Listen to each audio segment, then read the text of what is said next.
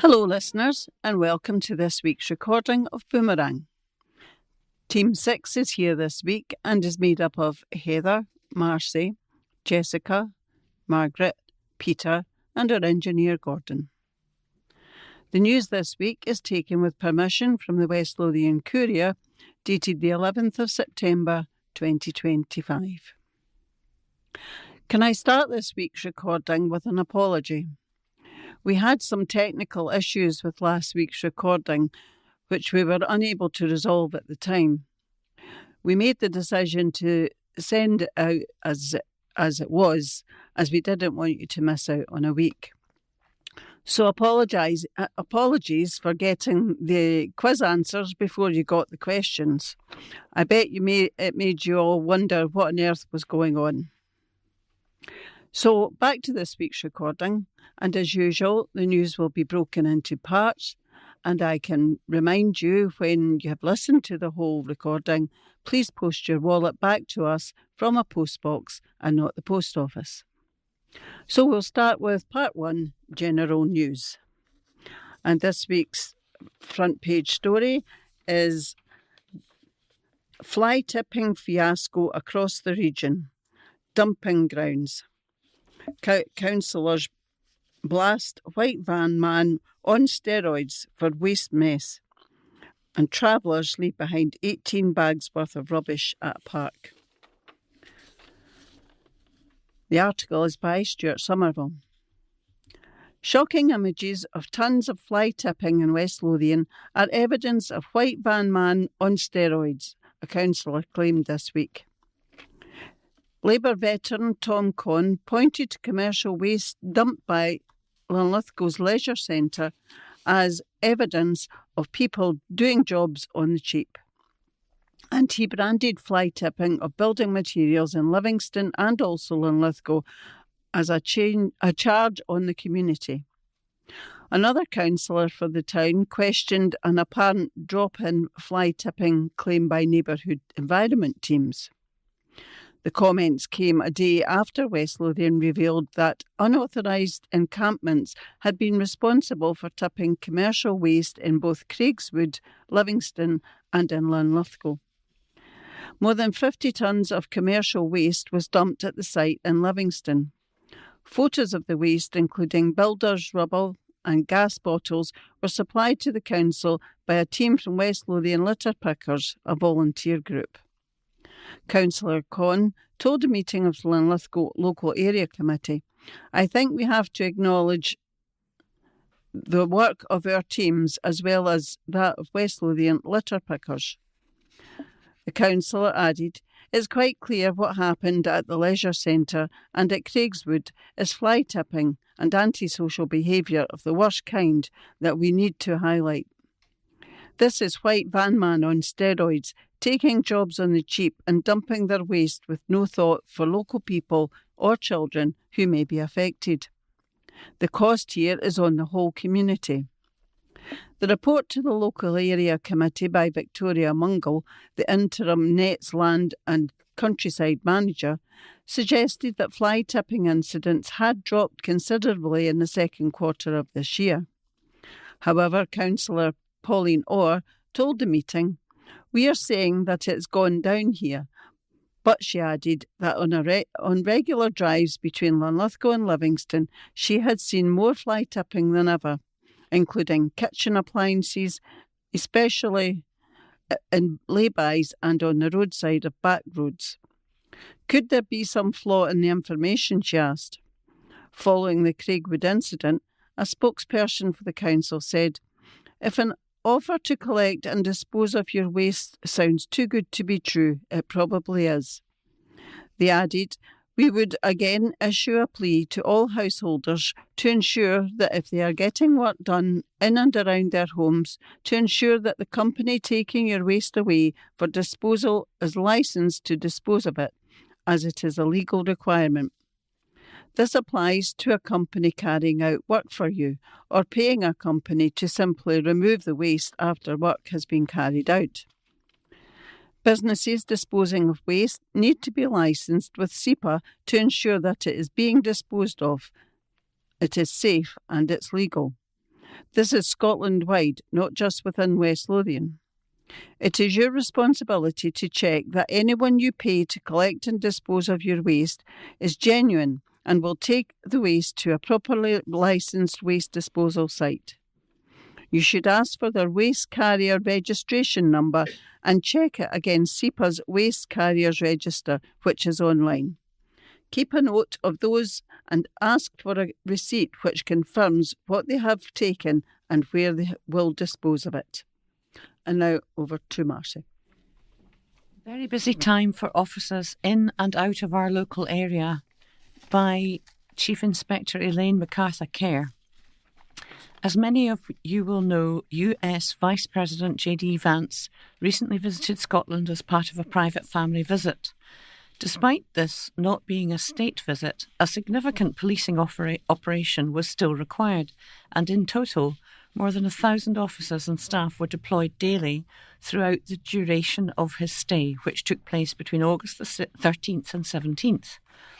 This operation was organised shortly off the back of President Trump's UK visit, and several of West Lothian's officers were involved in deployments supporting colleagues from neighbouring divisions, as well as many of Police Scotland's specialist units, such as the GOD branch, Public Order, Air Support, Road Policing, Counter-Terrorism, Intelligence, Border Policing and Special Crime Division.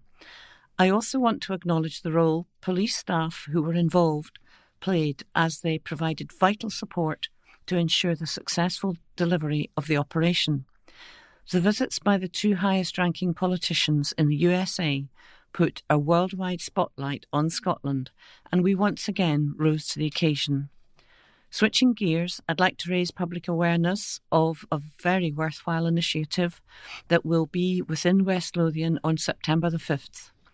The Baton of Hope is the UK's largest ever suicide prevention campaign and has been organised by mental health and suicide prevention charity Neil's Hugs Foundation. Between 8 a.m. and 5 p.m, the baton will be passing through Linlithgow Palace, Broxburn, United Sports Club, Armadale Partnership Centre, Bathgate Police Station, Blackburn United Community Sports Club, Bentswood House, Livingston, Designer Outlet and West Lothian College. If you can, please come out to support this amazing cause. Similarly, if you or someone you know is affected by mental health issues or suicide, please reach out to support available at Neil's Hugs Foundation via telephone on 07446 717 501 or email at admin@neilshugsfoundation.com. The charity Samaritans can also be contacted for free 24/7 by phoning 116 123 or by emailing on joe@samaritans.org.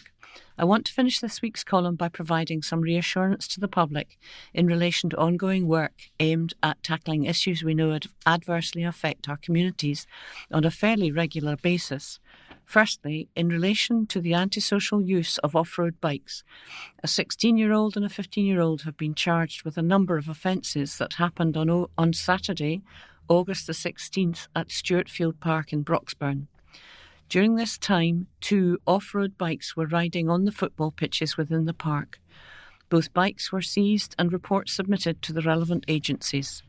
Secondly, local policing teams across West Lothian continue to work alongside our colleagues from the Retail Crime Task Force to tackle retail offences such as shoplifting and the harassment, intimidation and assault of shop workers. Acting on intelligence gathered locally and through funding provided by the task force, we are able to enhance patrols and deployments around retail crime hotspots. Not only does this mean we are better placed to more quickly and readily respond to crimes occurring, but we can also utilise the deployments to engage with retailers and offer a wide range of crime prevention advice that can help safeguard their premises from offences taking place within. And there's a picture of the hard-working Inspector Elaine MacArthur-Kerr. And over to Jessica. Bessie celebrates her 102 glorious years by Ross Thompson. A West Lothian woman has celebrated her 102nd birthday in style. Betty McKinley enjoyed a birthday party at Burngrange Care Home, surrounded by her family and friends. Betty was born in Benhar, West Lothian in 1923 and stayed within the family home until she joined the army during World War II. After she was demobbed, she met and married Harry McKinley, and they went on to have 10 children. Sadly, she lost her triplets, William, David and Margaret, who died in infancy, leaving her and Harry to bring up the other 7 children. The family stayed in Fauldhouse most of their married life. However, it did spend 2 years in Australia to see if this would benefit the family. But Betty said she couldn't settle there and therefore returned to Fauldhouse. Betty herself has lived a long and healthy life despite the death of her beloved husband Harry and one of her sons, Peter. Betty moved to Burngrange Care Home on the 28th of December 2022, where her family feedback that she is well looked after. She keeps everyone on their toes with her wit and discussions and is fully aware of all up-to-date events, despite reaching the age of 102. She enjoys the bingo, which she takes part in every week, but is not always happy when she doesn't win. She loves her family, who visit her regularly, and she has visitors most days of the week. The family all joined her at the care home, where there was a party with all the other residents, which Betty and everyone else thoroughly enjoyed. And there's a lovely picture of Betty in her chair, not looking at all like a lady of 102. She's got her birthday banner on, and she's surrounded by her family and lots of grandchildren and lots of balloons. It looks as if they had a lovely afternoon. And over to Margaret. Raising a Glass to Run Distillery, an article by Michael Pringle. An award-winning drinks distillery has been described as an incredible example of West Lothian's talent and entrepreneurship. Jazine and Paul Rutasikawas, Mataga Rum Distillery, welcomed Gregor Poynton MP to the premises in Brucefield Industrial Estate in Livingston recently, and he was wholesome in his praise of the hugely successful business. The Livingston MP praised the craftsmanship and innovation of the local producers, highlighting both the quality of the product and the contribution to the local economy. Founded by husband and wife team Jacine and Paul, Matuga Rum combines Scottish distilling expertise with Caribbean and East African influences. Their aim is to produce a maverick range of artisan rums for those looking for greater authenticity. The distillery has quickly built a reputation for quality and authenticity and innovation, while also developing links with sugarcane growers in Uganda. They are also aiming to become a cane-to-cask rum producer by developing a sugarcane plantation on family land in Matuga, just north of Uganda's capital city, Kampala. It will employ and train local agricultural workers, harvesting cane from our land and converting it into high-quality distilling molasses. Jacine, co-founder of Matuga Distillers Limited, said, "Paul and I were delighted to welcome Gregor to our artisanal rum distillery. Having him recognise the quality and craftsmanship that goes into every bottle means the world to us. As a Scottish distillery, we are proud to be part of an industry that contributes so significantly to Britain's economy and reputation worldwide. We'd encourage everyone to champion our homegrown spirits industry by celebrating its diversity, supporting its makers and helping ensure it continues to thrive and innovate." Gregor Poynton MP said, "It was fantastic to visit Matuga Rum and to learn more about the passion, skill and creativity that Jacine and Paul have poured into their business. The rums they are producing here in Livingston are of incredible quality, a world-class product being handcrafted locally. This is exactly the kind of innovation and entrepreneurship we need to be supporting in West Lothian. I hope to see Matuga Rum go from strength to strength, and I would encourage everyone to pick up a bottle next time you see it, or even better, attend one of their excellent tasting sessions and masterclasses." Matugarum is part of a fast-growing UK spirits sector that supports over 446,000 jobs, contributes £13 billion to the economy, and is one of Britain's most successful exports. And there's various photographs. It looks like Gregor Pointing is getting a tour of the factory. So the various photographs are showing the rum being made in different stages. And one of the photos is of one of them at their bar, obviously with their various rums on top. And over to Peter. Sports clubs can apply for cash thanks to Aldi. An article by Ross Thompson. Aldi's Scottish Sport Fund 2025 has returned for its 10th year, giving local sports clubs in West Lothian the opportunity to receive a share of £50,000 in funding. Aldi Scotland introduced the Scottish Sports Fund in 2016 to support individuals of all ages and abilities to get involved in physical activity in their local communities. The past decade has seen Aldi Scotland support over 650 clubs across Scotland, giving away almost £500,000, with the fund improving community access to sport across the country. Aldi's Scottish Sport Fund welcomes applications from all sporting organisations that meet the specified criteria. This funding boost supported the clubs in securing and upgrading training space, acquiring new kits and equipment, and welcoming more participants to joint sessions and reap the many benefits from playing sports.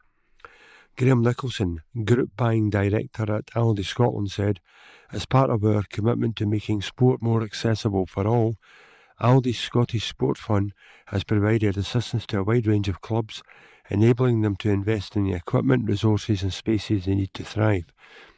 We are proud to continue our support of sports clubs across Scotland and help them make a lasting impact on their communities.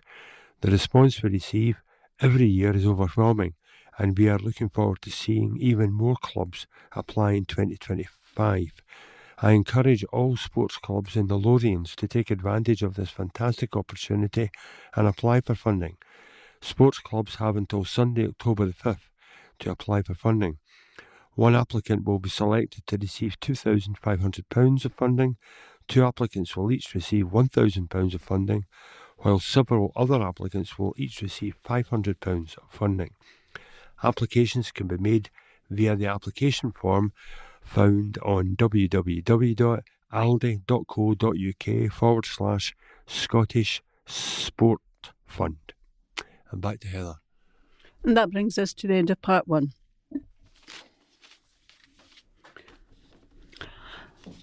And welcome back to part 2, and we'll start with family announcements.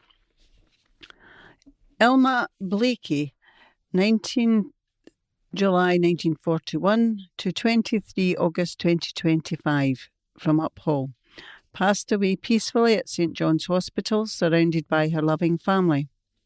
Dearly loved wife of Ronald, much loved mum of Lorna and Douglas, beloved granny to Laura, Lauren, Stuart, Scott, Sean, Chloe and Josh, and great granny to Ollie, Finlay, Ailey and Freya.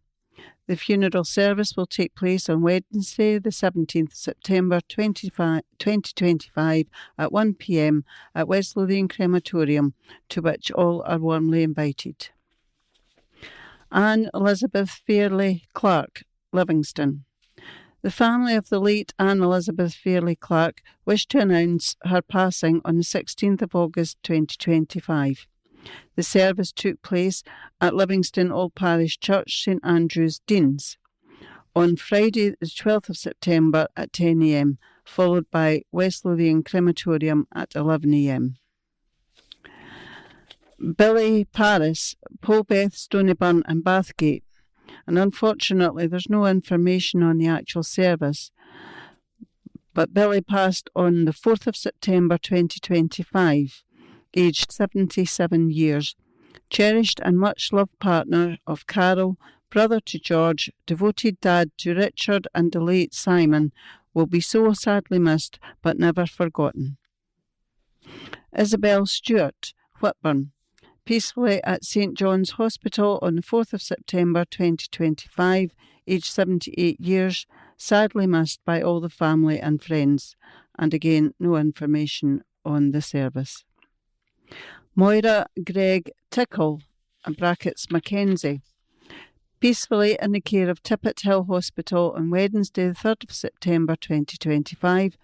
Moira, beloved wife of the late Ron, much-loved mum of Helen, Ron and Findlay, devoted grand to Holly, Chloe, Grant, Joanna and Jack, and special great-grand to Logan Moira, and will be greatly missed by all her family and friends. Cremation private at Moira's request. And now back to the news. Livingston site clean up after travellers move on. Article by Stuart Somerville. A second travellers' camp in Livingston has been moved on after visits from council officers. The makeshift day-long encampment at Ailyburn's football pitches left behind enough rubbish to fill 18 bags when local members of the West Lothian litter pickers moved in to clean up. And a local councillor has called on national agencies and the police to work with the council and traveller community to cut down on fly tipping and urged a more robust use of enforcement powers. The latest incident came less than a week after another unauthorised encampment left behind around 50 tonnes of rubbish at Craigswood, including building and garden waste, gas bottles and human waste. It will cost the council thousands of pounds to clear up. After the latest unauthorised encampment, a local spokesperson told the local democracy reporting service Safer Neighbourhood team officers visited the site yesterday, that was Tuesday, on being notified of the unauthorised encampment. A notice to quit was served, which expires today. Not sure when that today was. If the travellers fail to remove from the site, the legal services will be instructed to pursue court action for eviction. By early evening, reports on social media suggested the vehicles, including caravans and flatbed trucks, had moved on, leaving behind rubbish including food, clothing, children's toys and human waste. West Lothian litter pickers later posted that members had collected 18 bags of litter from the site for the council to uplift. Councillor Andrew Miller told the LDRS, "As a local councillor, it is my priority to see this well-used public park return to public access. I am concerned by the quantity of waste left behind at recent traveller encampments and will be pushing the council to do all they can to resolve the situation and carry out any reinstatement as quickly as possible." Beyond this, however, the council, along with the police, SEPA and the traveller community, need to address the wider issues. Simply moving them along from site to site, incurring legal costs and spending a small fortune in clean-up is not sustainable. We urgently need to review the need for designated sites along with any measures that could be put in place to lessen the impact of the encampments. Councillor Miller had earlier told the LDRS that messages had appeared on local social media offering uplifts of garden and household rubbish. He later added, "We need a more robust use of enforcement powers. Fly tipping is illegal, transport of waste without appropriate licences is illegal, and yet both of these would appear to be very visibly happening with no apparent action from the authorities." The pitches at Aileyburn are used by Livingston Football Club, Community Club, for the regular fixtures and training, and the caravans are understood to have arrived over the weekend. The council said that the Craigswood incident, we would again issue a plea to all householders to ensure that if they are getting work done in and around their homes, to ensure that the company taking your waste away for disposal is licensed to dispose of it, as it's a legal requirement. This applies to a company carrying out work for you or paying company to simply remove the waste after work has been carried out. And there's a photograph taken by Neil McClellan of the waste that was collected by West Lothian litter pickers at Aileyburn Park. And now over to Marcy. Struggle to meet stroke targets by Ross Thompson. Figures released by Public Health Scotland this month show that 1,446 people in the NHS Lothian area had a stroke in 2024, and the Health Board struggled to meet national targets for providing basic stroke care. In 2024, only 56.3% of stroke patients attended NHS Lothian hospitals received the stroke care bundle, which is associated with better patient outcomes, against a Scotland-wide Health Board average of 52.9% and a national government target of 80%. The 2024 figure was up on the 23 position of 54.3%, but still shows ongoing challenges that the Stroke Association puts down to wider hospital systems failures and an urgent need for the Scottish Government and Health Board leaders to make stroke a priority. Commenting on the new figures, John Watson, Associate Director of the Stroke Association in Scotland, said, "We work closely with stroke teams and recognise the tremendous efforts made by staff on the ground, but they can't fix this on their own. It is political decisions from the Scottish Government and Health Board leadership that determine the resources, equipment and staff available to them. NHS Lothian is doing better in 6 months post-stroke reviews, for which they have progressed from amber ratings in 2022 and 23 to green in 24, to provide stroke survivors with the opportunity to review their recovery with a health professional and make plans for further rehabilitation, if need be. However, in common with 6 other Scottish health boards, the board has been rated amber for psychological care in the Scottish Stroke Improvement Programme, or SSIP, annual report for as long as data has been collected on this vital aspect of recovery since 2023. Public Health Minister Jenny Minto said the Scottish Government was focused on ensuring people who have had a stroke receive the best possible care as quickly as possible to enable them to live to longer, healthier and more independent lives. Ms Minto added, "We will continue to work with health boards to drive up standards of local care. We know there is more to do, but it is pleasing to see a rise in the number of patients receiving thrombectomy treatment. We will continue work towards increasing access to these procedures. We have invested more than £51 million and are grateful to teams across Scotland for helping to expand the thrombectomy service." And over to Jessica. A bolt out of the blue for Hector's big party. Ex-Rangers captain appears for 100th celebration by Ross Thompson. Former Rangers captain Barry Ferguson surprised a West Lothian resident as he marked his 100th birthday. Hector MacDonald's family organised a party at the Howden Park Centre in Livingston, where he was joined by friends, family, a piper and Deputy Provost Peter Heggie and Lord Lieutenant of West Lothian Moira Niven. Hector is originally from Govan and now lives in Howden. A former Armed Forces veteran, he worked on the railways and shipyards, and his last job was with the BMC in Bathgate before it closed.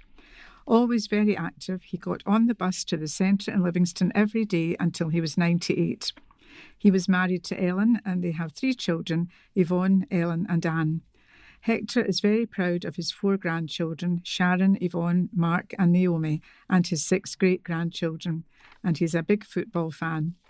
As a Govan boy, his local team were Rangers growing up, but he had a season ticket at Livingston FC for many years and only gave it up 3 years ago.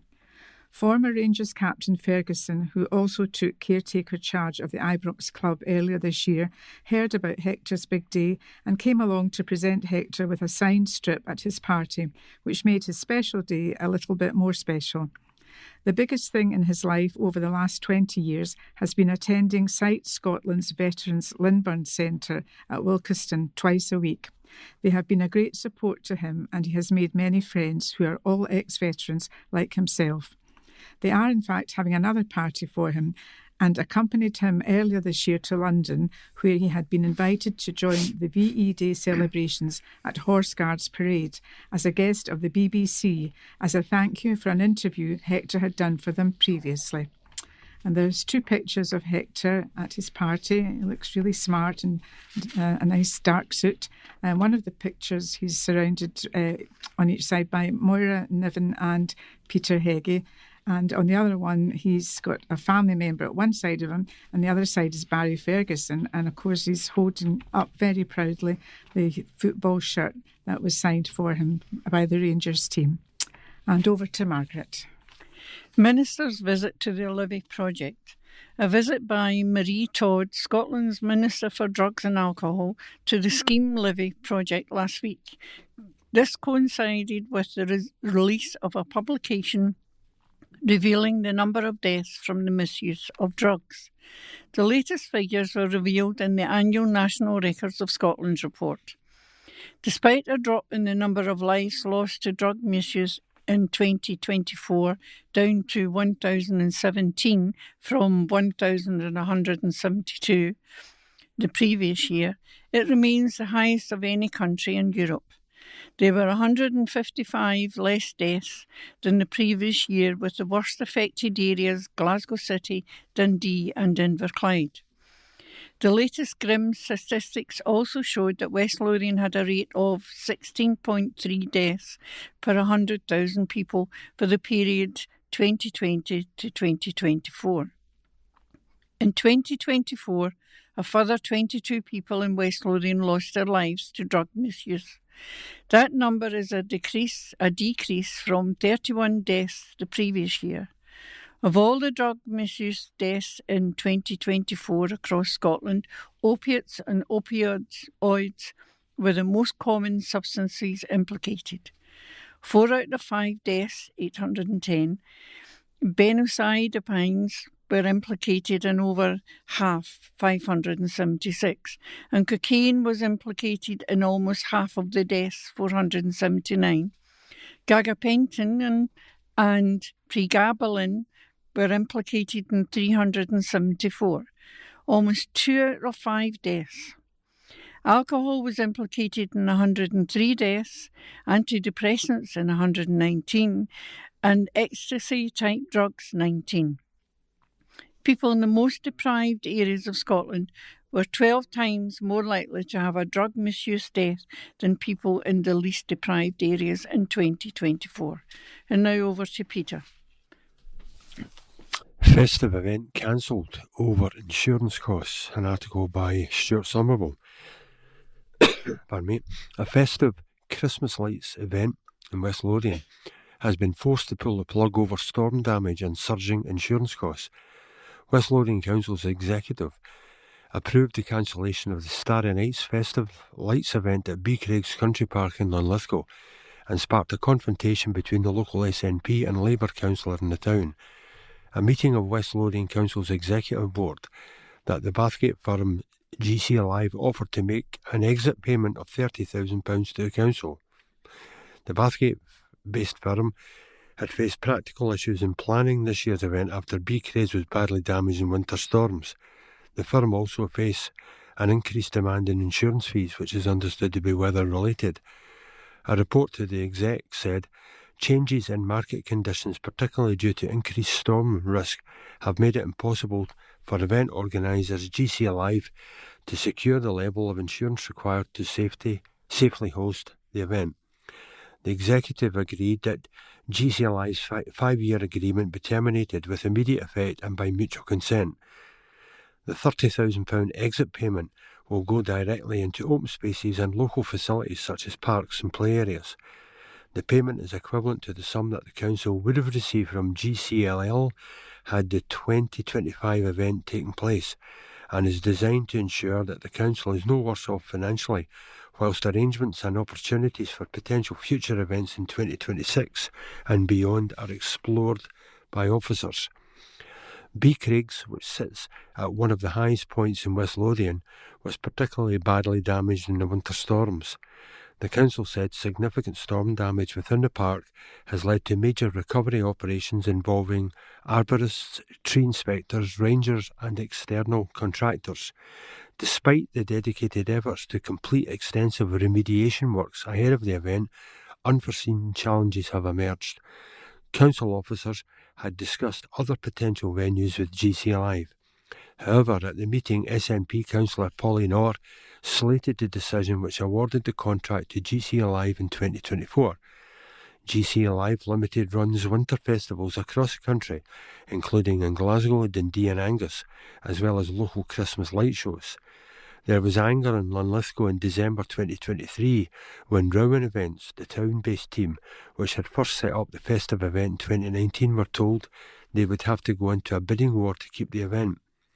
The council is obliged to reissue the contract after the agreed lease date expires. However, Rowan Events chose not to bid to retain the light show.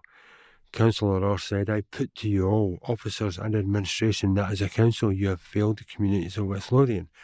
Rowan Events came to you in good faith with an idea of a winter-themed attraction that would build tourism for the area and support community wealth building.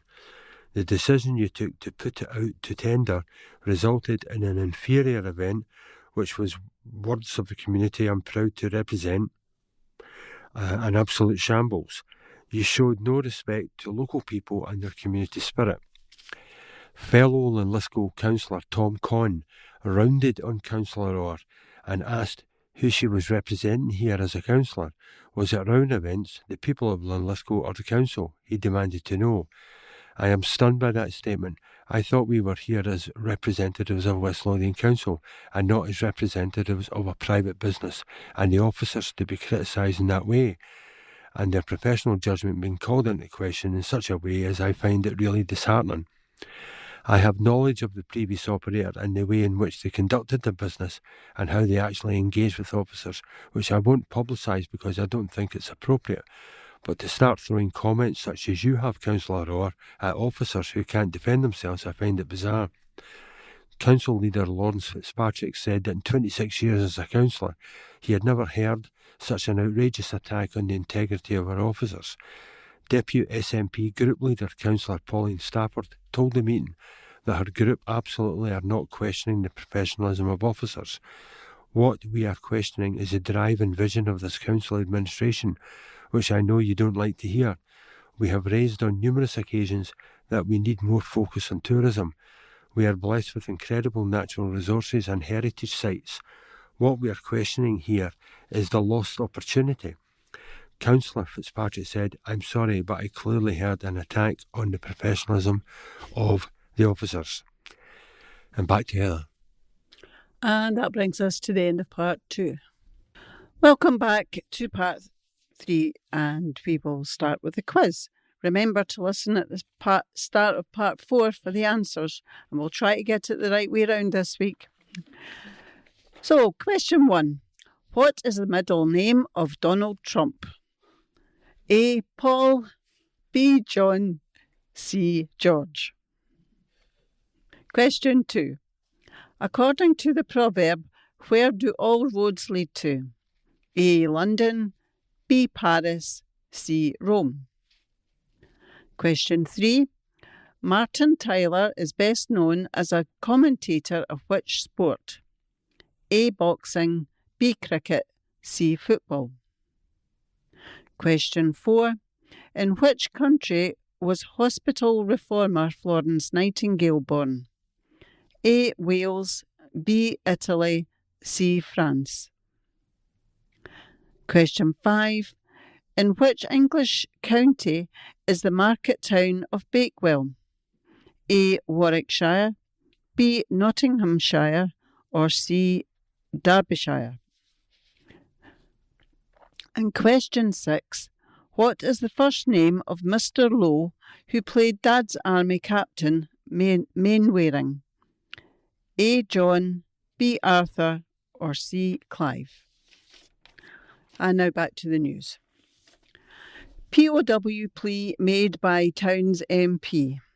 Article by Michael Pringle. Calls have been made for a national memorial in Scotland to remember prisoners of war who were killed in a relatively unknown tragedy during World War II. In a moving speech to UK Parliament, Kirsten Sullivan MP called for a memorial that would honour the victims and survivors of the Lisbon Maru tragedy.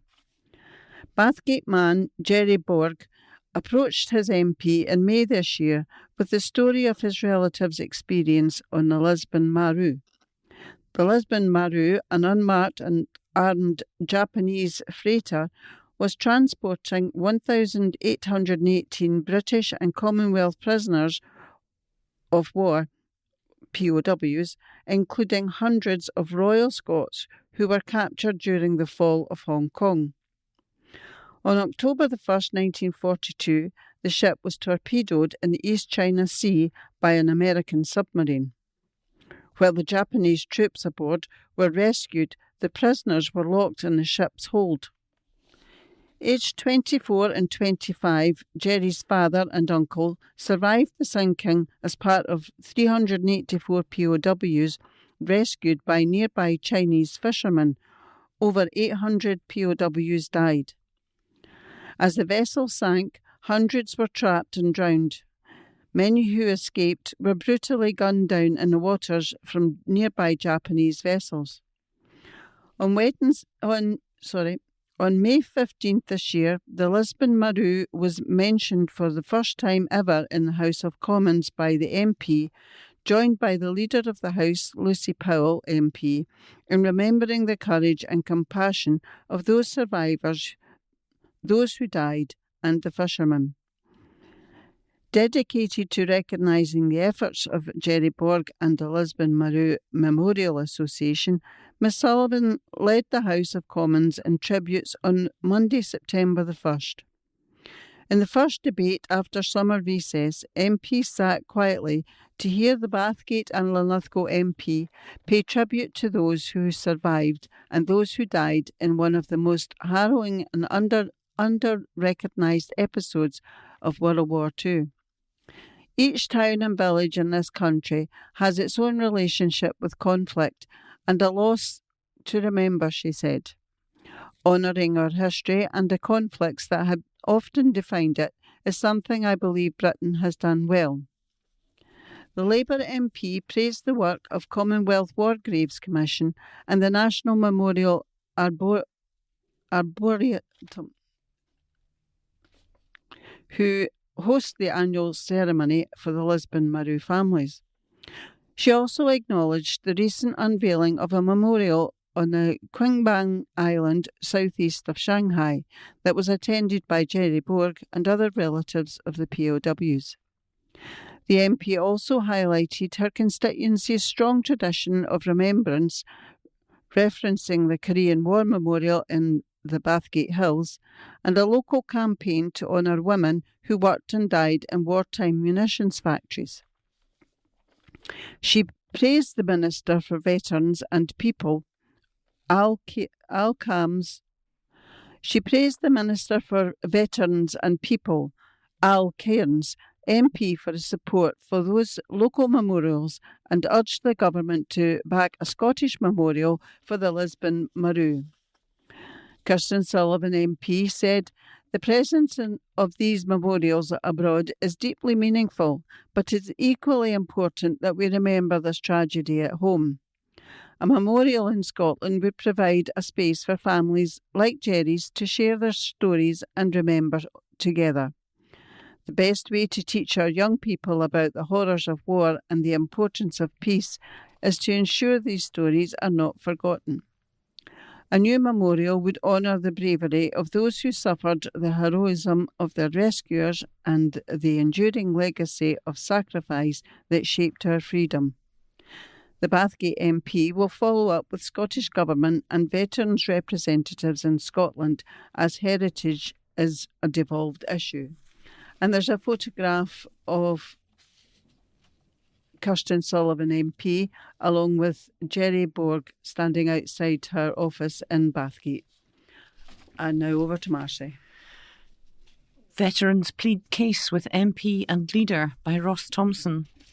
West Lothian's Council's leader and Livingston's MP have met with veterans who could be set to lose their homes. Residents of the Linburn housing development in Wilkeston, originally built to provide homes and specialist support for veterans, are facing an uncertain future after Site Scotland veterans announced plans to sell the site. Local MP Gregor Poynton and West Lothian Council leader Councillor Lawrence Fitzpatrick met with residents this week to hear their concerns, following growing anxiety about the impact of the decision on those who had moved to Linburn in good faith and were told they would have a home for life. Mr Poynton has already written to the UK and Scottish Government veterans ministers calling for urgent action and pledged to continue supporting residents by exploring every option with West Lothian Council, other local authorities, social landlords and veterans charities across Scotland. He said it was moving to hear how the news of Site Scotland veterans' sale of the site was impacting on people who had moved to Linburn in good faith and were told that they would have a home for life, a promise that has now been stripped away from them. The uncertainty and stress placed on residents, many of whom are carers, have health issues or are disabled themselves, is deeply regrettable, and I reaffirm my commitment to standing with them and with supporting them through what is an incredibly difficult transition. Those who rely on the veteran support available at the Linburn Centre will never be able to find somewhere as close and convenient, and that is clearly a disservice to our veterans who have served our country with pride. Where they may have been let down, I hope to be able to step in with colleagues from the Council and elsewhere to ensure that they can continue to access appropriate veteran support in secure, affordable accommodation for the rest of their lives. Working with Councillor Fitzpatrick and West Lothian Council, we are doing everything we can to ensure residents get the support they need, whether it's benefits, advice, practical help with forms and applications, or housing options guidance for those who want to stay locally or move to suitable alternative accommodation. In June, the charity announced a decision to sell off large parts of the Linburn estate, home for decades to war-blinded veterans for housing development. As highlighted by the Local Democracy Reporting Service, LDRS, some veterans fear they will be unlikely to find homes. The plan affects a total of 13 residential properties on the site, including 7 veterans with vision impairment and 6 private tenants. A spokesperson for Site Scotland veterans told the LDRS, "We are committed to engaging with the tenants who live in the area of our Linburn estate in West Lothian, and we are planning to sell to raise vital funds for the charity." They added, "The meeting is part of that ongoing engagement. We have been exploring options for appropriate alternative housing. After discussing each tenant's individual needs with them, we will be sharing what we have found out to date with the tenants." And over to Jessica. Gateway call for locals to start up new businesses by Ross Thompson. The National Business Support Service is encouraging West Lothian locals to start their own business with the help of Business Gateway. Business Gateway, Scotland's national business support service, has launched Scottish Startup Month, a nationwide campaign to celebrate Scotland's entrepreneurial spirit. Running throughout September, the campaign is designed to inspire and support anyone with a business idea to take their first step. Business Gateway is encouraging aspiring Scottish entrepreneurs who are looking to start a business or take their side hustle further to explore the wide range of free support available. This support includes one-to-one guidance from experienced local business advisors, webinars, online resources, reviews of business plans, as well as access to market research reports. Business Gateway's services are available to businesses in Scotland at every stage in their journey. One of Business Gateway's key resources is its Planning to Start tool, an online questionnaire designed to help individuals assess their readiness to start a business. Scottish Startup Month is backed by Deputy First Minister Kate Forbes and is supported by a group of hero ambassadors: Gemma Stewart, founder of Gutwealth; Nicola Johnston, director of Island Larder; Gary Class, co-founder of Gecko Glazing; Dr. Poonam Gupta, OBE, CEO of PG Paper, and Connacht MacLeod, Hebridean Baker. Along with a number of other early pledges, each of the hero ambassadors has pledged their backing for the campaign to inspire the next generation of Scottish business owners. The campaign also features the support of small business owners from across Scotland who are lending their voices and experiences, including Louise McMahon of Edinburgh Dyslexic Services and Cassia McGavigan of Blue Bee Mike. Business Gateway is now calling on other established businesses and organisations across Scotland to pledge their support by using their own platforms to encourage emerging start-up businesses.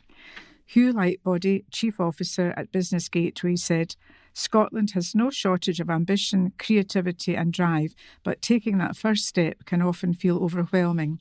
With Scottish Startup Month, we want to show that help is not only available, but easy to access." Deputy First Minister Kate Forbes added, "Entrepreneurs and start-up companies are the backbone of our economy, and it has been very encouraging to see a number of different sources indicating a significant increase in Scottish start-up companies being created. This indicates a confidence in the business environment and conditions being created to encourage any business-minded person who wants to start or develop their business idea to do so. Business founders, of course, need the right support at the right time to help ensure they can develop, grow and prosper. I would encourage anyone who is considering starting or scaling up a business to get in touch with Business Gateway and the other organisations supporting Scotland's entrepreneurial talent up and down the country to start a conversation, find out more and get the right help to ensure your business can start, scale and thrive." And over to Margaret. This is an article that's related to my previous article. Fears over new synthetic opioid affecting the drop in drugs death. An article by Stuart Somerville. Concerns have been raised that new synthetic opioids could send this year's drug death toll spiralling after figures showed a fall in deaths last year. The head of West Lothian's Health and Social Care Partnership, Alison White, said, "One death is too many after 2024 figures revealed drug deaths had fallen across Scotland. But there are early reports suggesting the figures could be worse for 2025. The National Records for Scotland revealed that countrywide nitizens were implicated in 76 drug misuse deaths in 2024. This is more than 3 times the number of deaths in 2023. Some reports said this week that data from Public Health Scotland suggested that may have doubled this year, with nitizen detected in 38 deaths between April and June this year. More localised figures have yet to be made available. Nitizens are a category of potent new synthetic opioids. Some are hundreds of times more potent than heroin. In West Lothian, 22 people died from drug misuse in 2024, down 9 from the 2023 figure of 31. In neighbouring council areas, the numbers also fell, between 9% and 29% down on the year before. South Lanarkshire deaths fell from 71 to 64, Falkirk from 36 to 21, and North Lanarkshire from 103 to 85. In the capital, the number fell from 111 in 2023 to 92 last year. Only East Lothian recorded an increase of 1 to 21 deaths. Alison White, Director of the West Lothian Health and Social Care Partnership, said, "According to recent published figures by National Records of Scotland, 22 people from West Lothian lost their lives directly to drugs in 2024. This represents a reduction in drug deaths locally from previous years, with West Lothian below the average for both the Lothian area and Scotland as a whole. However, even one death is too many, as each represents an avoidable tragedy that has a huge impact on the local community. I would like to convene our deepest sympathy to all the families and friends affected. There are a range of services working in West Lothian alongside communities to improve our services and tackle the wider inequalities that lead to drug deaths. We will ensure that people can access services through an approach embedded in human rights, placing local communities at the heart of everything we do to improve outcomes for people and families affected by problematic drug use. Fentanyls are another category of potent synthetic opioids. This includes fentanyl and compounds with similar chemical structures. That's fentanyl analogues. In 2024, fentanyls were implicated in 12 drug misuse deaths. Methadone is the most commonly implicated opioid. For more information on support available locally, West Lothian hscp.org.uk on drugs and/or alcohol, how to get help. And over to Peter. Invest in future, says MSP. Angela Constance, MSP, has praised the SNP's investment in education, which she says is making a difference where it matters most. The Amman Valley constituency MSP was marking the 10th year anniversary of the Scottish Attainment Challenge. The Scottish Attainment Challenge was launched in 2015 and has invested up to £1.75 billion to improve outcomes for children and young people affected by poverty. A recent survey of almost 1,000 school staff found 3/4 believe the poverty-related attainment gap has narrowed thanks to the policy. Angela Constance, MSP, said, by investing in children and young people's education, the SNP is helping to break the poverty-related cycle here in Amman Valley. 10 years on from the launch of the Attainment Challenge, the attainment gap between young people from the most and least deprived areas meeting standards in literacy has reached a record low. Back to Heather. And that brings us to the end of part 3. And welcome back to part 4, and we will start with the answers to the quiz. Question 1. What is the middle name of Donald Trump? And the answer was B. John. Question 2. According to the proverb, where do all roads lead to? The answer was C. Rome. Question 3. Martin Tyler is best known as a commentator of which sport? And the answer was C. Football. Question 4. In which country was hospital reformer Florence Nightingale born? The answer was B. Italy. Question 5. In which English county is the market town of Bakewell? The answer is C. Derbyshire. And question 6. What is the first name of Mr. Lowe, who played Dad's Army Captain Mainwaring? And the answer was B. Arthur. And over to Marty. Apprentices start work. New roles for Lothian Buses apprentices. Lothian Buses has welcomed a new cohort of apprentice engineers who will spend 3 to 4 years honing their skills through on-the-job learning at the company. The award-winning Operators Apprenticeship Programme is highly regarded across the industry and beyond as an exceptional pathway for individuals of all ages to develop both practical and personal skills while establishing a career in engineering. 5 new young apprentices and 3 mature apprentices have joined the engineering teams across Lothian. Trainees will gain hands-on experience alongside classroom-based learning provided by GTG at their purpose-built centre in Newbridge. Dylan Dasty, Engineering Director for Lothian, said, "We're delighted to welcome 8 new apprentice engineers to Lothian.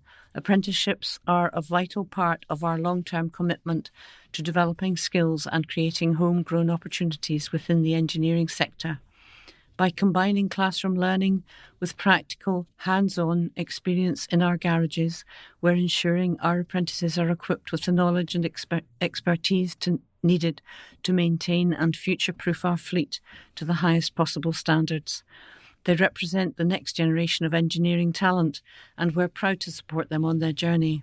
Upon successful completion of the programme, Lothian's apprentices will be awarded an SCQF Level 7 qualification in heavy goods and public service vehicle maintenance and repair. And over to Jessica. Pupils Enjoy Safety Programme. More than 1,000 sixth-year students at West Lothian's high schools have taken part in an enhanced driving and personal safety programme. The course builds on the successful West Drive scheme, but also offers practical advice on other issues that they could face as they embark on their last year in school. Counsellors of the Education PDSP heard West Calder pupils who had attended the sessions praise the course for their frank approach. One said, "It really made me think about the dangers of using mobile phones when driving." The content was expanded and interventions created and added that were designed to cover a range of fire, safety and personal safety over 4 days in June. In total, 1,068 six-year students took part. It was a chance to learn real-life skills including driving, road safety and car ownership, home safety and personal protection. Sessions were designed to prepare young people for independent living and were based on challenges Police Scotland and Fire and Rescue knew that young people were experiencing. The events were coordinated by Police Scotland, Scottish Fire and Rescue Service and West Lothian Council Services. Other partners that supported and attended on the day were West Lothian Drug and Alcohol Service, Rural and Urban Training Scheme and Scottish Ambulance Service. It covered subjects including drugs and alcohol to the role of the emergency services. It also offered advice on bystander training using video footage of a nightclub to show various points where an intervention could have taken place and what you can do as an active citizen to prevent incidences when you see them. This element also covered how to keep yourself safe in a nightclub. Information was also provided on personal safety. And over to Margaret. This is the last article related to drugs, but this is a little more hopeful than the other two. Call to support groups helping to battle drugs. Scheme Livy, co-founder, wants more focus on their work. An article by Michael Pringle.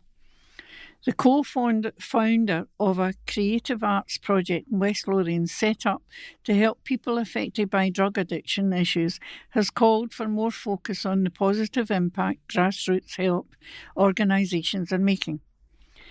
Lifelong friends Mark Deans and Aidan Martin grew up in Ladywell, and while out walking the streets of Livingston during the COVID pandemic, they pondered how they could help in tackling drugs and addiction issues locally. The Scheme Livy was launched in 2022 after their project received funding of £100,000 from the Cora Foundation.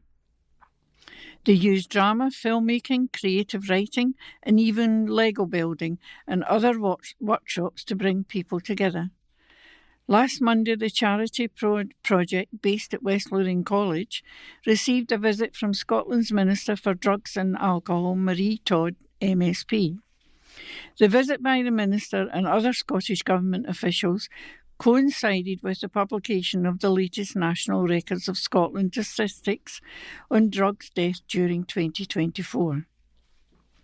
While the number of deaths from drug misuse has decreased by 13% from the previous year, the figures for Scotland 2017 remain the highest per head of population of any European country.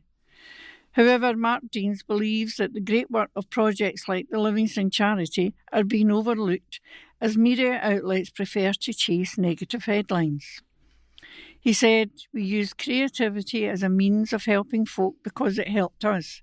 It's the whole ethos of the charity and it seems to be effective. We are funded by Cora Foundations, who are a government agency that distributes funds for recovery. We like to point to the positives. We've had almost 3,500 people through the doors in 2 years.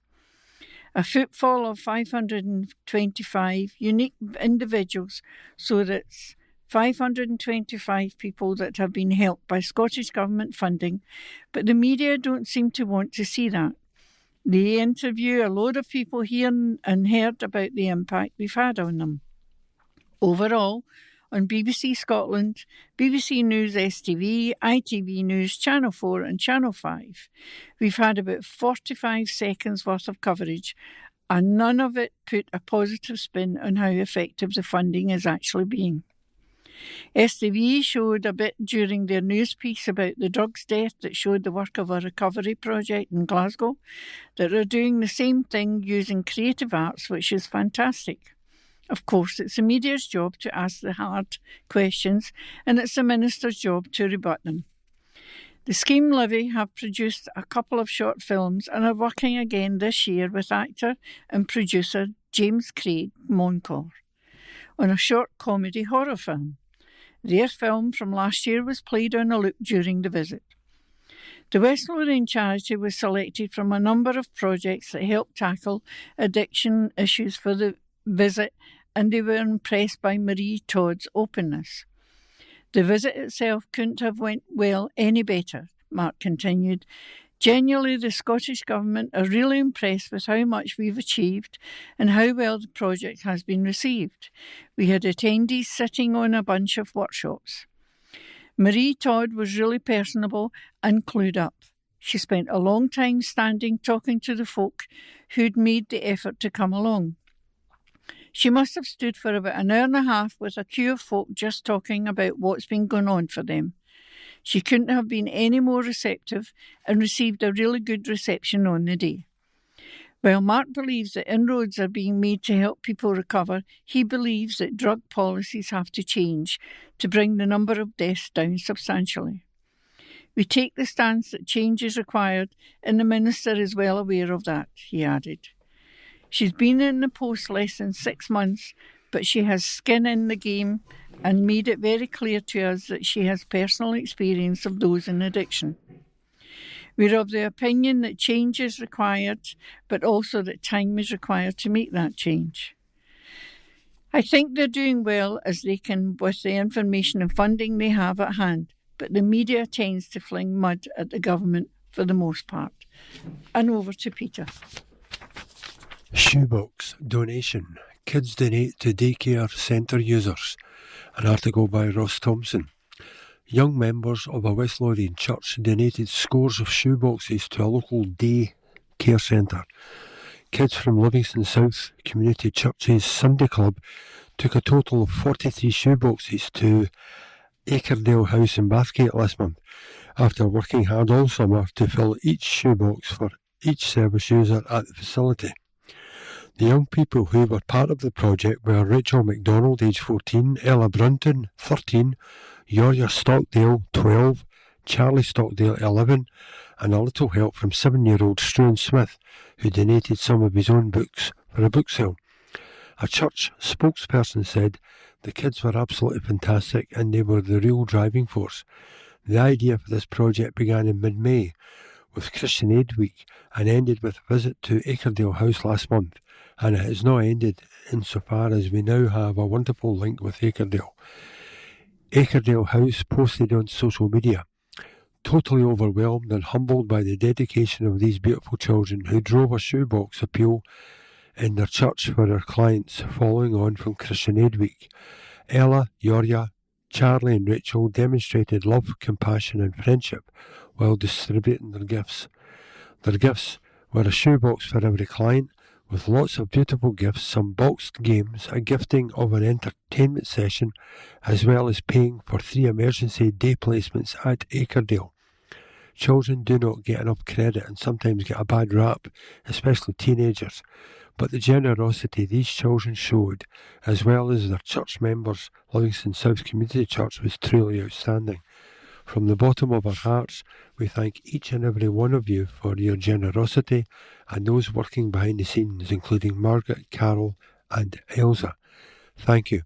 And alongside the article, there's about 6 or 7 photographs of the various children mentioned meeting daycare residents, and everyone seems to be having a ball of a time. And over to Heather. Pocket Bulldog Winter has lots of love to give. Article by the staff reporter.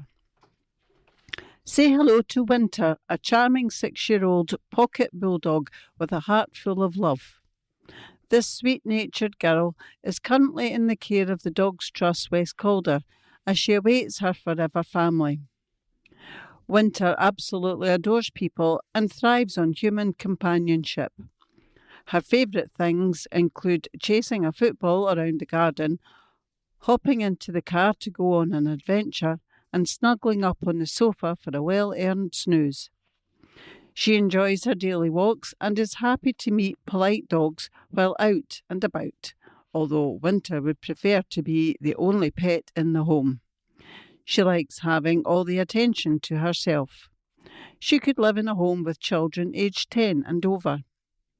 If you aren't the biggest fan of a cold, dark and wet Scottish winter, then come meet our loving and playful girl, Winter, as she is guaranteed to bring a smile to your face throughout every season of the year. If you have space on your sofa for a loyal and affectionate companion to snuggle up to, Winter could be your perfect match. To find out more about all the dogs patiently waiting to be adopted at Dogs Trust West Calder, visit www.dogstrust.org.uk/West Calder. And there's a lovely photograph of Pocket Bulldog, the bulldog called. She's absolutely gorgeous and she's brown and with a white creamy coloured chest. And over to Marcy. Hopes to boost COVID and flu jab numbers.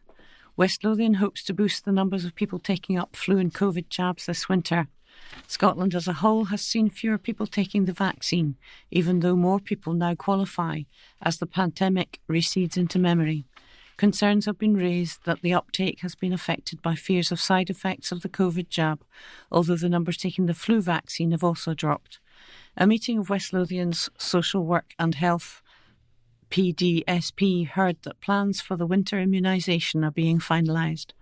In a report to the committee, Neil Ferguson, the General Manager of Primary Care and Community Services, said that West Lothian generally did better than other parts of Scotland in delivering the immunisation programme because the delivery model was more accessible to people. However, from highs during the pandemic with over 90% uptake, the figures have dropped, in some cases quite dramatically. The COVID-19 winter 24-25 overall uptake, which ended in January, was 43.8% in West Lothian and 47% nationally. A further spring programme running from April to June saw local uptake of 59.7% compared to nationally of 60.6%. For the flu jab, overall uptake to the end of March 2025 was 51.6% for West Lothian and 53.2% nationally. Other immunisation programmes included for RSV, pneumococcal and shingles all scored much higher uptakes of more than 70% or 75% both locally and nationally. Mr Ferguson told councillors, West Lothian Adult Vaccination Clinic model delivers vaccination clinics that are geographically spread out across West Lothian, and clinics are based within local health centres. Patients are scheduled to ensure vaccination appointments are offered at the nearest clinic to place of residence to support person-centred care. Vaccinations are also carried out in care homes and patients' own homes. And over to Jessica. Staff help with retailers' charity by Rose Thompson.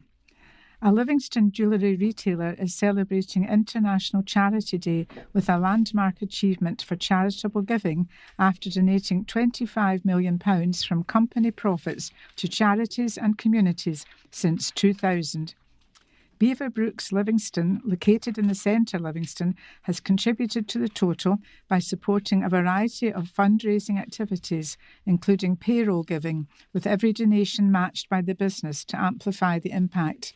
The store team has also taken part in volunteering through calls for local charity Canmore Trust. Alongside this, each colleague receives £100 each year to donate to a cause close to their heart. As part of Beaverbrooks' core purpose of enriching lives and making a difference, the business donates 20% of its retained profits each year and has supported more than 500 charities over the past 25 years. It also leads the way in payroll giving, with 45% of colleagues regularly donating through their pay, far above the national average of 6%, which has earned Beaverbrooks a Diamond Quality Award for the past 7 years. Eva Cassels, store manager at Beaverbrooks Livingston, said, "We're so proud to be part of this 25 million milestone. Giving back is what Beaverbrooks is all about, and our Livingston team love supporting causes that really matter in our community. Whether it's fundraising, volunteering, or simply lending a hand, it's amazing to see the difference we can make together." To mark the occasion, Beaverbrooks stores will be offering fizz and sweet treats over this coming weekend, with a special thank you for customers who join the Beaverbrooks Club, including £25 off when spending £100 or more. And over to Margaret. Bank hubs to fill gap of closures. An article by Ross Thompson. New banking hubs are being set up in 2 West Lothian towns to replace bank branches which have closed in recent years. Both Linlithgow and Bathgate will get new hubs to help residents, but there is disappointment in Bathgate that a campaign to retain the new hub in the town centre has failed. Instead, residents will face a 10-minute walk from the Steelyard and George Street centre of the town to reach the hub at Morrison's supermarket car park just off Whitburn Road. The hubs are being established by charity Cash Access. Local businesswoman Nicola Burns raised a petition of more than 1,500 signatures seeking to keep the Bathgate banking hub in the main shopping area. A smaller version of the new hub currently operates on a temporary basis within the town's partnership centre. The petition was launched 2 months ago online. The petition page said the current proposal to situate the Cash Access banking hub on the outskirts poses significant challenges for many in our community. One of the critical issues with the proposed location is its inaccessibility to non-drivers. Many residents, especially the elderly and those without access to personal vehicles, find it difficult to travel long distances. The town centre, on the other hand, is a convenient spot where people naturally gravitate, making it an ideal location for essential services like the Cash Access banking hub. The petition reached all board members of the charity and brought the CEO of Cash Access to visit Bathgate. However, the decision to retain the Morrison's car park site remains in place. Nicola told the local Democracy Reporting Service she had met with a representative of the charity. She said, "What I can say is that because of some of the things that we had highlighted in the petition, they will be added to any future Cash Access hubs. So although it may not benefit Bathgate, it should benefit other branches in the future." Nicola added, "I didn't succeed, but at the same time I'm proud that I actually did something about it, and really proud of all the people who signed the petition, especially the ones who asked if they could take petitions away and who then went to their own community groups or churches and got them filled out." The prefabricated building is almost ready for siting. Cash Access said the Morrison car park is accessed via Linkston Way, with pedestrian links provided throughout the car park to the adjacent perimeter footpaths leading to key areas for easy access. The application states the banking hub will be used as a cash and basic banking facility, providing cash transactions via the counter service and basic banking support through a rotation of community bankers from CAUK's members' banks. This will be incredibly beneficial for all members of the community, including local business, who have all been affected by recent branch closures and a lack of access to cash and banking services in the town. The application also states that the scheme seeks to revitalise the existing Morrison car park by offering more choice to customers and generating new employment opportunities through the provision of the banking hub. Cash Access UK, in conjunction with William Morrison Supermarkets, hope that the advantage of this proposal, as well as the overall benefits to the local community, will be supported. Local SNP councillor Pauline Stafford told a meeting of the council's executive that she had hoped the petition would change minds about the siting. She welcomed the agreement to provide the new cash hubs in both Linlithgow and Bathgate. The executive heard that the Linlithgow hub will be sited in currently vacant office space at 30 The Vennel. And now over to Peter. Baton of Hope. Families given hope after baton relay. An article by Michael Pringle. Thousands of people lined the streets of West Lothian's towns and villages as the Baton of Hope Tour 2025 passed through them last Friday. The Baton of Hope UK is a charity dedicated to suicide prevention through campaigning, public education and awareness, a series of pledges and lobbying. The tour relay is the UK's biggest suicide prevention initiative, and West Lothian was the only location in Scotland it visited this time around. A gold and silver baton representing mental well-being is carried through the streets by bereaved families and suicide survivors. The relay tour began its journey at Linlithgow Palace. It travelled from there through Broxburn, Armadale, Bathgate, Blackburn and Stonyburn before finishing at Livingston Designer Outlet. Donna Patterson-Harvey, who founded Neil's Hugs Foundation after her son took his own life, was the person behind the tour coming to West Lothian. She said it rained at almost every stop, but mostly stayed off while we were walking. It was like tears from heaven every time we stopped. We had a piper at every venue, except for Livingston, where we had a violinist. Everyone was emotionally knackered by the end. The community was absolutely out and full. We couldn't have asked for a better turnout. It was brilliant, and there was no downheartedness. They were out clapping and cheering. What more could you want? Tom Arthur, MSP, Minister for Social Care and Mental Wellbeing, carried the baton at the start of the tour alongside representatives from the police, fire and ambulance services. Angela Constance, MSP for Amman Valley, Cabinet Secretary for Justice and Home Affairs, was also among more than 60 baton bearers. Scotland has the highest suicide rate in the UK, with 16.1 deaths per 100,000 people. In 2023 alone, there were 792 probable suicide deaths in Scotland, a 4% increase from 2022, and those from the poorest communities 2.5 times more likely to die by suicide. The West Lothian event was supported by organisations including Neil's Hugs Foundation, Blackburn United Community Sports Club, Broxburn United Sports Club, Andy's Man's Club, Suicide Prevention Scotland, United to Prevent Suicide, West Lothian College, Livingston Designer Outlet, Reconnect Regal Theatre, Armadale Partnership Centre, the Stonyburn Hub Vision Group and Nicola's Women's Support Group.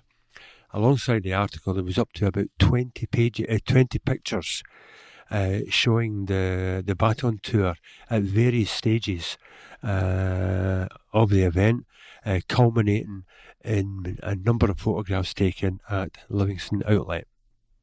And back to Heather. And we're now going to do a quick round of sport to finish up this week's recording. Rice in tribute to late Jimmy Bone. Livingston coach Brian Rice reckons Jimmy Bone was up there with Sir Alex Ferguson, Walter Smith, Archie Knox and Alex Smith when it came to football knowledge and experience. Scottish football lost a real character when Bone passed away last Monday, aged 75, with tributes flooding in from former clubs Airdrie, Hearts, Celtic, Arbroath and St Mirren. Rice, who is head of operations at Ammanvale, said, "I've known him for a long time and he has always been a great pal. He'll be sadly missed.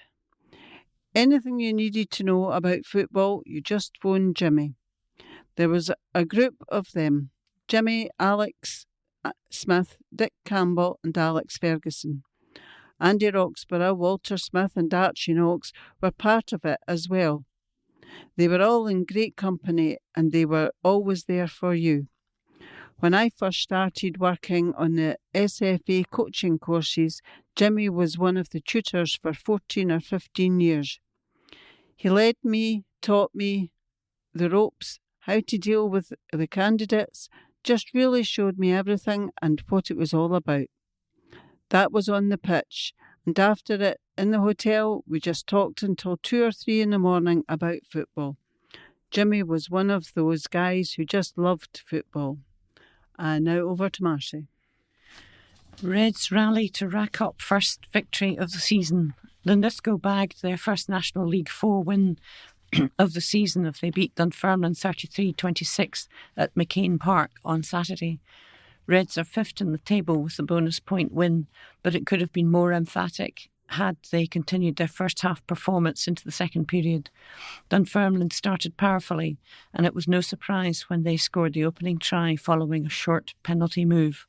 However, Linlithgow struck back when Jack Frame took a quick tapped penalty, and after a few solid thrusts at the Dunfermline pack, Archie Rusak sent the ball left, where Frame created an overlap and fed winger Ewan Curran in for a try, which Frame converted from the touchline. Errors then crept into Dunfermline's play, with Linlithgow exploiting this with a combination of strong teamwork and good individual play. Following a solid scrum, Ross Tulloch and Oscar Davis made good ground with powerful driving play, and ball was recycled with Kieran Cochrane's pass, giving Frame space to slice through the defence to score in the corner, converting his own try for 14-7. Frame and Tulloch were kicking tactically and dragging the home defenders around the field. From a Frame kick, the ball bounced kindly for Reds, and Curran collected, swerved inside his opposite number and raced for the posts, diving over with Frame adding the extra points for 21-7. It got better for the visitors when, after ball was won by the pack, Rusak spotted space in the right and combined with Murray Johnson and Luke O'Hara, with a latter charging down the touchline before offloading to Johnson to go over for the try. Dunfermline weren't making many inroads, but an incident of poor tackling allowed a mazy run and a converted try. There was still time for another try, however. Tulloch took a quick penalty and drove towards the line, and forwards piled in behind him, sucking the defence in and creating space on the right, where Alfie Muir delivered a pass to Curran for his hat-trick, with Frame's conversion taking the score to 33-14 at the interval. While the first half was a strong one for Linlithgow, that was pretty much it, as they were unable to add to their score, while Dunfermline managed 2 tries, one converting, reducing the gap to 33-26 with 10 minutes left.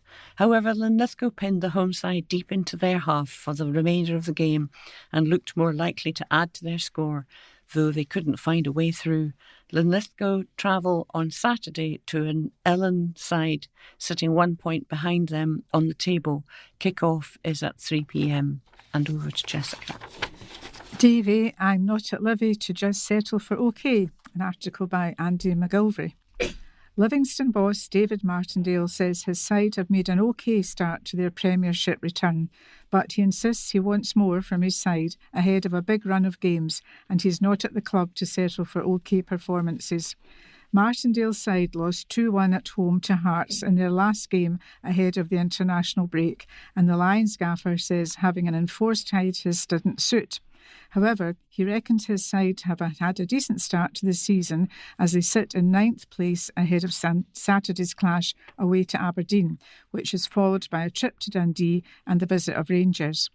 Martindale said, "We're only 4 games in, but I'm fairly happy with where we are. There are moments in games where we could have done better, and the Hearts game was a wee bit disappointing. It was a really late goal from Hearts, and we were a wee bit unlucky not to take something from the game. It's a home game we lost, and we don't want to be losing any of our home games. Celtic away, it was a good first half. We didn't start right in the second half. The boys have done okay, but that's all it is. If we've really got any aspirations of staying in the league and kicking on, we kind of need to do a little bit better in certain moments in games. It has been an okay start, but okay is not why I'm the manager of Livingston. I'm not here to be the manager of Livingston, just to be okay. The Lions are back after the international break, and Martindale says he finds these pauses from Premiership action unsettling. He said, one of the downsides of being in the Premiership is the international breaks. I don't enjoy that side of it. I like working week to week, playing week to week, and the international breaks are just a wee bit unsettling in terms of the training schedule. We've got 3 big games coming up against Aberdeen, Dundee and Rangers, and you don't get any easy games in the Premiership. Every one is a big game. We have to approach it one game at a time and see where it takes us. If you look at our previous games, it was Hibs in the Cup, Celtic away, Hearts at home, so it doesn't really get any easier. And over to Margaret. Peter back on right track after success at Czech Open. Slimmed down Livingston ace Peter Wright is adamant he can fire back to his best after an emotional triumph at the Czech Darts Open. The 2-time world champion has endured a torrid 2025 and collapsed down the rankings to number 16 with his form off and results wayward. However, Wright is refusing to just slope off into the sunset at the age of 55 and is determined to find the keys to regaining peak darts performance. Snakebite has been getting fit and had the backing of a packed Prague audience as he overcame Benjamin Pratnimer last week before succumbing to Stephen Bunting 6-5 in the third round.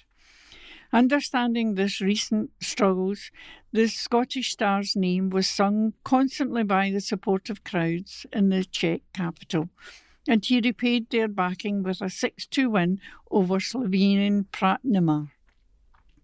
It was far from vintage stuff from Wright, but the win was badly needed, and he made his feelings clear on a resurgence and his fans following the win.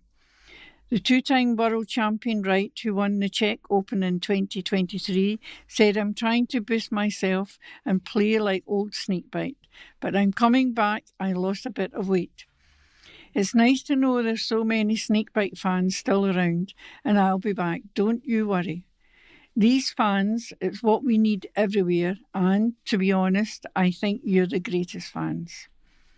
Wright's form has led many in recent weeks to question whether he'll ever get back to his best, with the latest setback in last month's miserable 6-1 defeat by Luke Woodhouse in round 2 of the Flanders Darts Trophy.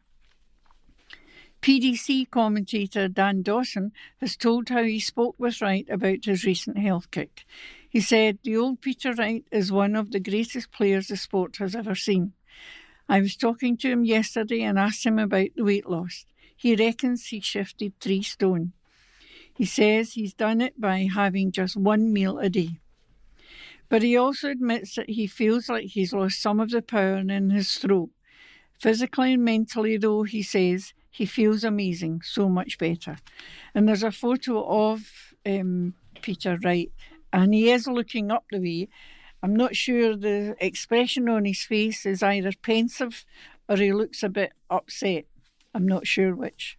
And over to Peter. Gallant snap-up striker Hendo. It's a short article by Paul Thompson. Linlithgow Rose have boosted their Lowland League title with the arrival of prolific striker Blair Henderson following his release from League Two side Spartans. The forward netted 89 goals in 87 appearances for the capital club in a 4-year spell at Ainsley Park, guiding them to promotion from the Lowland League in that time. And now the Gallant will hope he can do exactly that for Gordon Herdsmen. A club statement read, the club is delighted to announce arrival at the MV Commercial Prestonfield Stadium of striker Blair Henderson following his release by League Two, the Spartans. Blair joins us after a prolific 4-year stint at Ainsley Park, where he was part of the side that gained promotion to the SPFL. Welcome to the Rose, Blair. Rose are 1 point ahead of nearest rivals Clydebank at the top of the table after a 3-1 win in Saturday's derby success over Bowness United. Conor McMullen opened the scoring in 25 minutes before a Dylan Patterson double in the second half made sure of it. The visitors grabbed a last-gasp consolation through Sean Brown. Gallant gaffer Gordon Hurd said, "It's always good to win a derby. It's a nervy occasion, but our quality shone through in the end. We rode our luck a wee bit at times, but defensively we were solid. We threw bodies in the line when we needed to, and I'm delighted with the win. I'm just a wee bit disappointed to concede the goal at the end, because I didn't think Bowness deserved that goal. But to come away with a 3-1 win, we can't complain." Bowness were direct and came out the traps in the first 15 minutes, put us under a bit of pressure, but we stood up to that. We were excellent and thoroughly deserved the win. The wee man Patterson is outstanding. He is probably too good for this level, and we are lucky to have him. I don't think he gets enough credit for what he does. He is a match winner. Rose now hosts Clydebank in round 2 of the South Challenge Cup on Saturday, and Hurd added, "It's another one to look forward to. There will be another bumper crowd here for that, and hopefully the experience of the day will help some of the boys. Clydebank are going well. It's first versus second in the Lowland League, so it's a mouth-watering tie. That's what we are here for." And beside the article there is a picture of the new signing, the striker Blair Henderson. And back to Heather. Well, we've now come to the end of this week's recording. We hope you have enjoyed it. So it's goodbye from the members of Team 6 until the next time. And our members are Marcy, Jessica, Peter, Margaret, Heather, our engineer, Gordon. Bye for now.